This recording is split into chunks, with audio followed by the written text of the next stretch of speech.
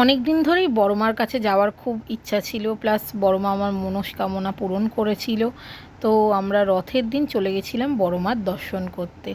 বেশ 200 লোকের পেছনে লাইন দিয়ে আমরা ঢোকার টাইম পেয়েছিলাম। লাইন তোমাদের দেখাবো, কত বড় লাইন তোমরা দেখতে পাবে। এত লোকের লাইনের পেছনে আমরা ছিলাম, কিন্তু লাইনটা তাড়াতাড়ি আগাচ্ছিল বলে আমাদের বেশিক্ষণ টাইম লাগেনি। এই সবাই লাইনে দাঁড়িয়েছিলাম আমরা। আমরা ওখান থেকে ডালা কিনে নিয়েছিলাম বড় মাকে পুজো দেওয়ার জন্যে। ওই ডালার মধ্যেই সব ওরা দিয়ে দেয়, ফুলের মালা, মিষ্টি, সব কিছু।